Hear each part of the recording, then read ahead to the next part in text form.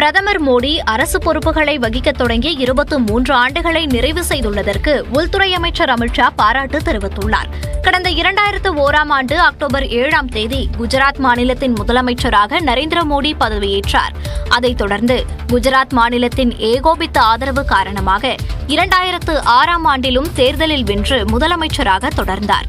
பின்னர் நடைபெற்ற தேர்தல்களிலும் வெற்றி பெற்று 2014ஆம் ஆண்டு வரை முதலமைச்சர் நாற்காலியில் மோடி தொடர்ந்தார். குஜராத்தில் பல்வேறு திட்டங்களை அவரது ஆட்சிக் காலத்தில் அமல்படுத்தியதால் பாஜக தலைமையை கூட குஜராத் மாடல் என பெருமிதத்துடன் கூறத் தொடங்கியது. அதன் விளைவாக மாநில அரசியலிலிருந்து தேசிய அரசியலுக்கு அவரை பாஜக அழைத்து வந்தது.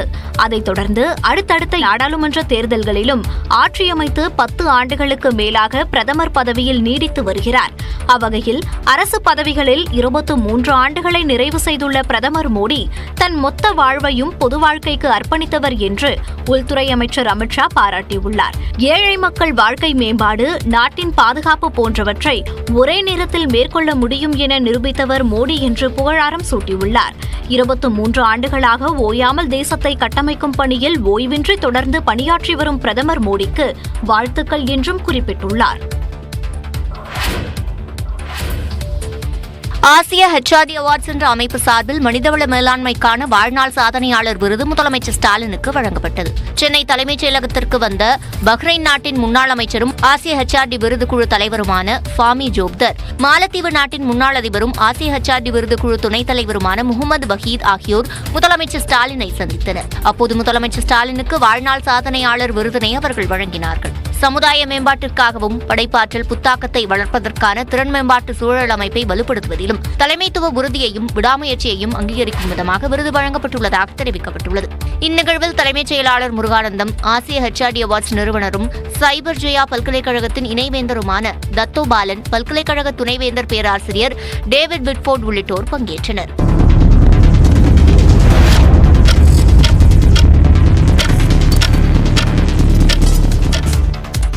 தொடர்ந்து ஒரு நிமிட செய்தி தொகுப்புகளை பார்க்கவிருக்கிறோம். முதலாவதாக, போராட்டத்தில் ஈடுபட்டுள்ள தொழிலாளர்களின் 14 கோரிக்கைகளை ஏற்பதாக சாம்சங் நிறுவனம் உறுதியளித்துள்ளது.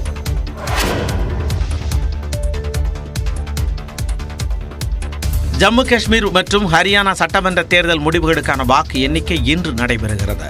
ஜம்மு காஷ்மீரின் 90 தொகுதிகளுக்கு 3 கட்டங்களாகவும் ஹரியானாவின் 90 தொகுதிகளுக்கு ஒரே கட்டமாகவும் தேர்தல் நடத்தி முடிக்கப்பட்டது.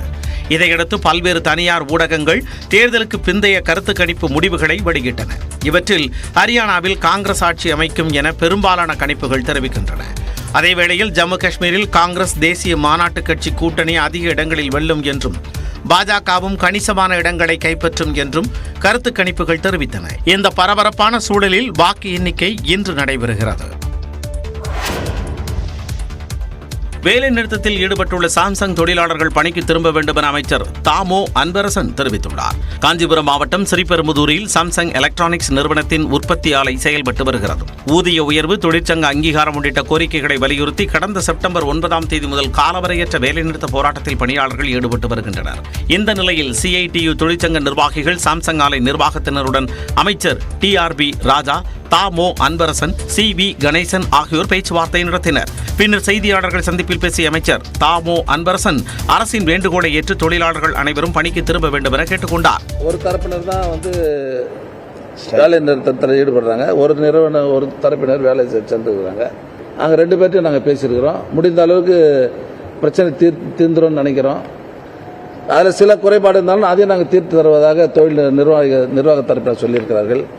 அதனால் இப்போ நாங்கள் கேட்டுக்கிறது நான் சொன்னால், வேலை நிறுத்தத்தில் ஈடுபடுகிற தொழிலாளர்கள் மாண்பு முதலமைச்சருடைய வேண்டுகோளை ஏற்று நாளையிலிருந்து வேலைக்கு செல்ல வேண்டும் என்று நாங்கள் அரசின் சார்பில் கேட்டுக்கொள்கிறோம். இதுவரை 5 கட்ட பேச்சுவார்த்தை நடத்தப்பட்டும் எந்த தீர்வும் எட்டப்படாத நிலையில் முதலமைச்சர் மு க ஸ்டாலின் உத்தரவின் பேரில் இந்த பேச்சுவார்த்தை நடைபெற்றது. சாம்சங் ஊழியர்கள் விரைவில் பணிக்கு திரும்புவார்கள் என அமைச்சர் TRB ராஜா நம்பிக்கை தெரிவித்துள்ளார். தொழிலாளர்களின் 14 கோரிக்கைகளை நிறைவேற்றுவதாக சாம்சங் நிறுவனம் புரிந்துணர்வு ஒப்பந்தம் செய்துள்ளது. அதன்படி நிறுவனம் பணியாளர் குழுவுடன் கலந்து ஆலோசித்து ஊதியத்தினை உயர்த்துவதற்கான நடவடிக்கை மேற்கொள்ளப்படும் என்றும் இடைக்கால சிறப்பு ஊக்கத்தொகையாக மாதம் ஒன்றுக்கு 5,000 ரூபாய் வழங்கப்படும் எனவும் தெரிவிக்கப்பட்டுள்ளது. சிறப்பு ஊக்கத்தொகை 2025-26 நிதியாண்டுக்கான வருடாந்திர ஊதிய உயர்வுடன் சேர்த்து கணக்கிடப்படும் என்றும் பணியில் இருக்கும் தொழிலாளர் மரணமடைந்தால் அவர்களின் குடும்பத்தினரின் உடனடி தேவைக்காக 1 லட்சம் ரூபாய் கூடுதல் உதவித்தொகை வழங்கப்படும் எனவும் சாம்சங் நிறுவனம் கூறியுள்ளது. திருமணம் செய்யும் தொழிலாளர்களுக்கு 3 நாட்கள் விடுமுறை அளிக்கப்படும், குறைதீர்ப்பு மையம் செயல்படுத்தப்படும் என்பன உள்ளிட்ட 14 கோரிக்கைகள் நிறைவேற்றுவதாக சாம்சங் நிறுவனம் உறுதியளித்துள்ளது. பேச்சுவார்த்தைகளின் அடிப்படையில் எடுத்திருக்கும் நல்ல முடிவுகளை ஏற்று வேலைநிறுத்தத்தில் ஈடுபட்டுள்ள அனைத்து தொழிலாளர்களும் உடனடியாக பணிக்கு திரும்புமாறு சாம்சங் நிறுவனம் கேட்டுக் கொண்டுள்ளது. சாம்சங் நிறுவன தொழிலாளர்களின் போராட்டம் தொடர்வதாக சாம்சங் இந்தியா CITU தலைவர் முத்துக்குமார் தெரிவித்துள்ளார். தனது முகநூலில் பதிவிட்டுள்ள அவர், திமுக அமைச்சர்கள் முன்னிலையில் பேச்சுவார்த்தை நடந்ததாகவும் ஊதிய உயர்வு உள்ளிட்ட அனைத்து கோரிக்கைகளையும் சங்கத்தோடு பேசுவதற்கு நிர்வாகம் சம்மதிக்க வேண்டும் எனவும் தெரிவித்ததாக குறிப்பிட்டுள்ளார். தொழிற்சங்க உரிமைகளை ஒருபோதும் சமரசம் செய்ய முடியாது என்ற நிலையை திட்டவட்டமாக தெரிவித்ததாகவும் தங்களது கோரிக்கைகள் குறித்து சாம்சங் நிர்வாகத்திடமும் முதலமைச்சரிடமும் தெரிவித்துவிட்டு தங்களின் முடிவை சொல்வதாக அமைச்சர்கள் கூறியதாக சாம்சங் இந்தியா CITU தலைவர் முத்துக்குமார் தெரிவித்துள்ளார். ஆனால் புரிந்துணர்வு ஒப்பந்தம் என்ற ஆவணத்தை சாம்சங் தொழிற்சாலையில் இருந்து முன்கூட்டியே அழைத்து வரப்பட்ட அப்பாவி தொழிலாளர்களை கையில் வைத்துக் கொண்டு உடன்பாடு ஏற்பட்டதாக அமைச்சர் அலுவலகங்களில் இருந்த அறிக்கையில் வெளியானதாகவும் குழப்பம் ஏற்படுத்தும் சாம்சங் நிறுவனம் மற்றும் அமைச்சர்களின் இந்த செயலை வன்மையாக கண்டிப்பதாகவும் முத்துக்குமார் கூறியுள்ளார். சென்னையில் நவீன பூங்காவை முதலமைச்சர் திறந்து வைத்தார்.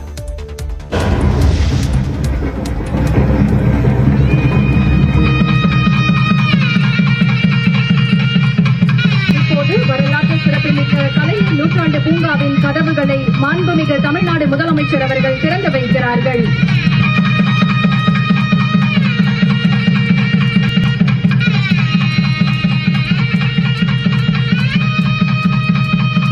சென்னை கத்தீட்ரல் சாலையில் கலைஞர் நூற்றாண்டு பூங்காவை முதலமைச்சர் ஸ்டாலின் திறந்து வைத்த காட்சிகளே இவை.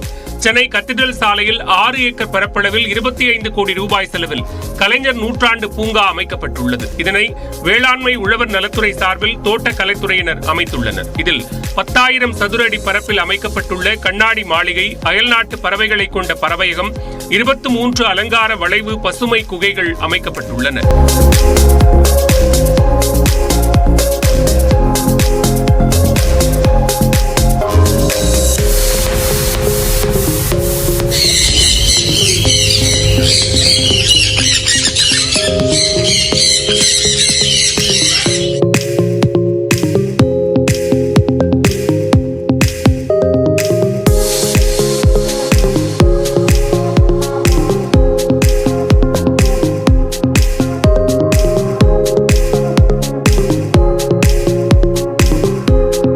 சிறுவர்களுக்கான ரயில், ஜிப்லைன் என பல பொழுதுபோக்கு அம்சங்களை கட்டணம் செலுத்தி பார்க்கவும் ஏற்பாடு செய்யப்பட்டுள்ளது.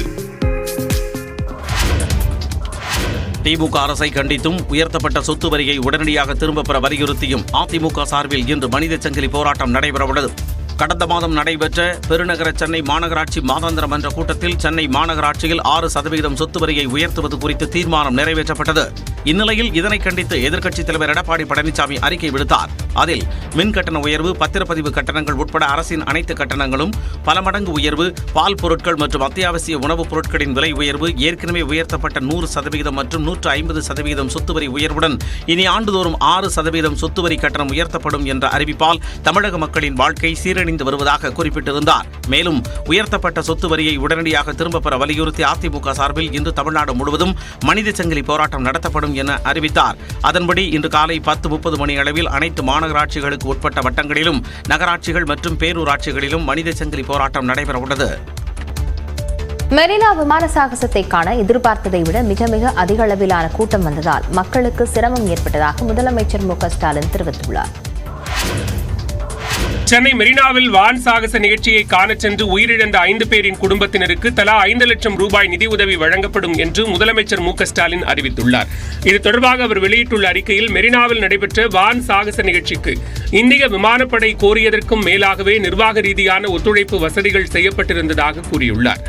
தமிழ்நாடு அரசின் முக்கிய துறைகள் ஒன்றிணைந்து செயல்பட்டதால் கூட்ட நெரிசல் தவிர்க்கப்பட்டதாக சுட்டிக்காட்டியுள்ள முதலமைச்சர் எதிர்பார்த்ததை விட மிக மிக அதிக அளவிலான கூட்டம் வந்ததால் நிகழ்ச்சி முடிந்து திரும்பிய போது பொதுமக்கள் தங்கள் வாகனங்களை அடைவதிலும் பொது போக்குவரத்தை பெறுவதிலும் மிகுந்த சிரமம் அடைந்ததாக தெரிவித்துள்ளார். அடுத்த முறை இதுபோன்ற பெரிய நிகழ்ச்சிகளை ஏற்பாடு செய்யும் போது கூடுதல் கவனமும் ஏற்பாடுகளும் செய்யப்படும் என்றும் முதலமைச்சர் குறிப்பிட்டுள்ளார்.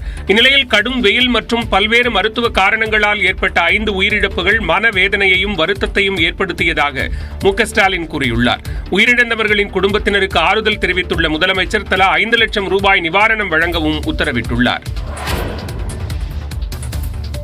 விமான சாகச நிகழ்ச்சியில் 5 பேர் உயிரிழந்ததற்கு வெயிலின் தாக்கமே காரணம் என்று மருத்துவத்துறை அமைச்சர் மா. சுப்பிரமணியன் மக்களின் பாதுகாப்பிற்கு வரும் காலங்களில் தமிழ்நாடு அரசு கவனம் செலுத்த வேண்டும் என்று தாவேகா தலைவரும் நடிகருமான விஜய் வலியுறுத்தியுள்ளார். மெரினாவில் சாகச நிகழ்ச்சியை காண வந்த 5 பேர் உயிரிழந்ததற்கு தாவேகா தலைவர் விஜய் இரங்கல் தெரிவித்துள்ளார். இது தொடர்பாக எக்ஸ் பக்கத்தில் விஜய் வெளியிட்டுள்ள பதிவில் மெரினாவில் 5 பேர் உயிரிழந்த நிகழ்வு வேதனை அளிப்பதாகவும் அவர்களது குடும்பத்தாருக்கு ஆழ்ந்த அனுதாபங்களை தெரிவித்துக் கொள்வதாகவும் குறிப்பிட்டுள்ளார். நிகழ்ச்சியின் போது அடிப்படை வசதிகள், போக்குவரத்து மற்றும் பாதுகாப்பு வசதிகள் உள்ளிட்டவை மீது அரசு போதுமான கவனம் செலுத்தவில்லை என்று நிகழ்ச்சியில் கலந்து கொண்ட பொதுமக்கள் தங்கள் வேதனையை வெளிப்படுத்திய செய்திகள் ஊடகங்களில் வந்துள்ளதாக கூறியுள்ள விஜய், மக்கள் அதிகம் கூடுகிற இடங்களில் அடிப்படை மற்றும் அத்தியாவசிய வசதிகளையும் பாதுகாப்பையும் திறம்பட செயல்படுத்துவதில் வரும் காலங்களில் அரசு கவனம் செலுத்த வேண்டும் எனவும் விஜய் கேட்டுக் கொண்டுள்ளார். சமாளிக்க முடியாத கூட்டங்கள் மற்றும் பெருந்திரளாக கூடுவதை இனிமேல் தவிர்க்க வேண்டும் என்று திமுக நாடாளுமன்ற குழு தலைவர் கனிமொழி எம்பி வலியுறுத்தியுள்ளார். இது தொடர்பாக தனது எக்ஸ் பக்கத்தில் பதிவிட்டுள்ள அவர், விமான சாகச நிகழ்ச்சியை காண வந்தபோது 5 பேர் உயிரிழந்த செய்தி மிகுந்த வருத்தமும் வேதனையும் அளிப்பதாக தெரிவித்துள்ளார். விமான சாகச நிகழ்ச்சியில் 5 பேர் உயிரிழந்த விவகாரத்தில் பாதுகாப்பு படையினர் மீது பழியை போட்டு தப்பித்துக் கொள்ள தமிழ்நாடு அரசு முயற்சி செய்வதாக பாமக தலைவர் அன்புமணி ராமதாஸ் குற்றம் சாட்டியுள்ளார். இது தொடர்பாக அவர் வெளியிட்டுள்ள அறிக்கையில், விமானப்படை சாகசத்தை பார்க்க வந்த பொதுமக்களுக்கு தேவையான போக்குவரத்து வசதிகளில் 10% கூட செய்யப்படாததால் இரவு 10 மணிக்கு பிறகும் கூட பேருந்து நிறுத்தங்களிலும் மெட்ரோ மற்றும் பறக்கும் தொடர்வண்டி நிலையங்களிலும் கூட்டமாக மக்கள் நிற்பதை காண முடிந்ததாக கூறியுள்ளார். விமான சாகச நிகழ்ச்சியில் ஏற்பட்ட உயிரிழப்புகளுக்கு தமிழ்நாடு அரசு பொறுப்பேற்பதுடன் உயிரிழந்த ஒரு குடும்பத்திற்கு தலா 25 லட்சம் ரூபாய் இழப்பீடு வழங்க வேண்டும் என்றும் கேட்டுக் கொண்டுள்ளார். சென்னை மெரினாவில் நடந்த விமான சாகச நிகழ்ச்சியில் 5 பேர் உயிரிழந்ததற்கு திமுக அரசே முழு பொறுப்பு என்று பாஜக மாநில தலைவர் அண்ணாமலை கண்டனம் தெரிவித்துள்ளார். இது திமுக அரசின் நிர்வாக தோல்வியை காட்டுவதாகவும் விமர்சித்துள்ளார். மெரினாவில் விமானப்படை சாகச நிகழ்ச்சியை தொடர்ந்து ஏற்பட்ட உயிரிழப்புகள் கூட நெரிசலில் இருந்ததாக தெரியவில்லை என முன்னாள் மத்திய அமைச்சர் ப. சிதம்பரம் தெரிவித்துள்ளார். சிவகங்கை மாவட்ட ஆட்சியர் அலுவலகத்தில் செய்தியாளர்களிடம் பேசிய அவர், துரதிருஷ்டவசமான அந்த சம்பவத்தில் உயிரிழந்தவர்களுக்கு வேறு சில நோய்கள் இருப்பது போல் தெரிவதாக கூறினார். அவர்கள் மயக்கம் போட்டு விழுந்திருக்காங்க. ஒருத்தருக்கு ஏற்கனவே சில நோய்கள் இருந்திருக்குன்னு படிக்கிறேன். கூட்ட நெரிசல்ல ஒருத்தரும் இறந்ததாக தெரியல. அடுத்த சட்டப்பேரவைத் தேர்தலில் தமிழ்நாடு அமைச்சரவையில் காங்கிரஸ் கட்சி இடம்பெற வேண்டும் என கார்த்தி சிதம்பரம் எம்பி கூறிய கருத்து காங்கிரஸ் தொண்டர்களை உற்சாகப்படுத்துவதற்காக என விளக்கமளித்தார்.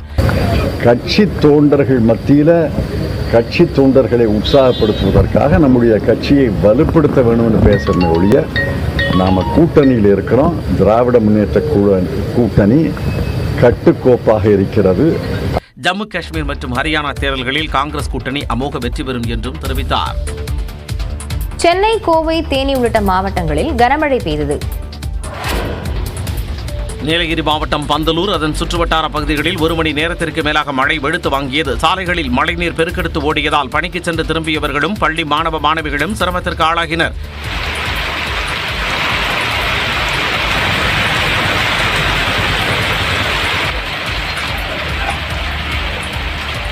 கோவை நகர் மற்றும் புறநகர் பகுதிகளில் கனமழை பெய்தது. உக்கடம், ஒப்பனக்கார வீதி, டவுன்ஹால், பந்தயசாலை, காந்திபுரம், பீளமேடு, சரவணம்பட்டி, ஆவாரம்பாளையம், சிங்காநல்லூரில் பெய்த மழையால் தாழ்வான பகுதிகளில் நீர் தேங்கியது.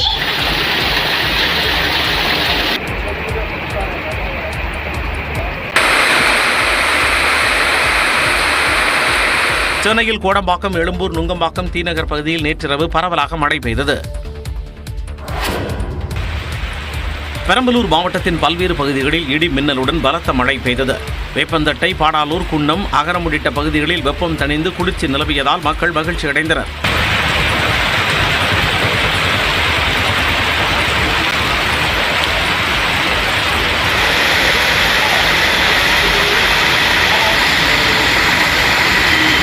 தூத்துக்குடி மாவட்டம் எட்டயபுரம் பகுதியில் காலையில் வெயில் வாட்டி வதைத்த நிலையில் மாலையில் கனமழை பொழிந்தது. சிந்தலக்கரை, முத்தலாபுரம், அயன்ராசாபட்டி, மேலக்கரந்தை உள்ளிட்ட பகுதிகளில் மழை பெய்ததால் விவசாயிகள் மகிழ்ச்சி அடைந்துள்ளனர்.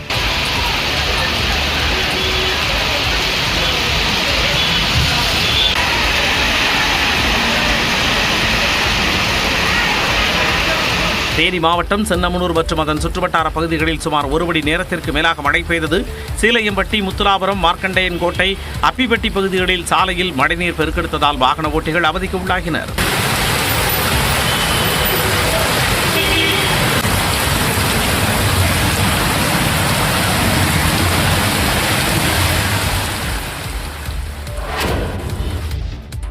இது ஜம்மு காஷ்மீரா இல்லை இமாச்சல பிரதேசமா என்று சந்தேகத்தை ஏற்படுத்தும் வகையிலான இந்த இடம் கொடைக்கானல். இங்கு இடியுடன் கூடிய மழை பெய்த நிலையில் கல்லுக்குழி, ஆனந்தகிரி, தந்திமேடு உள்ளிட்ட பகுதிகளிலும் பனிமூட்டத்துடன் சேர்ந்து ரம்மியமான சூழல் நிலவியது.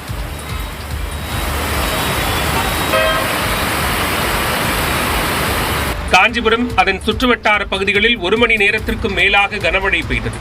ஓரிக்கை, செவிலிமேடு, சுங்குவார்சத்திரம், ஸ்ரீபெரும்புதூர், ஒரகடம், உத்தரமேரூர், வாலாஜாபாத் உள்ளிட்ட பகுதிகளில் வெப்பம் தணிந்து குளுமையான சூழல் நிலவியது.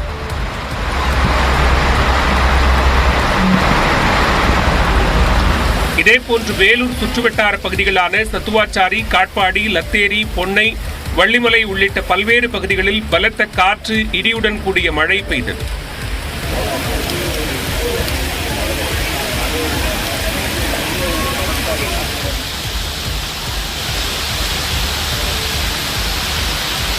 ராணிப்பேட்டை மற்றும் அதன் சுற்றுவட்டார பகுதிகளில் 1 மணி நேரத்திற்கும் மேலாக கனமழை பெய்தது. சிதம்பரம் அருகே புவனகிரி சுற்றுவட்டார பகுதிகளில் 1 மணி நேரத்திற்கும் மேலாக பரவலாக மழை பெய்தது. மதிய நேரத்திலேயே புவனகிரி, கீரப்பாளையம் உள்ளிட்ட இடங்கள் மினி ஊட்டியாக காட்சியளித்தது.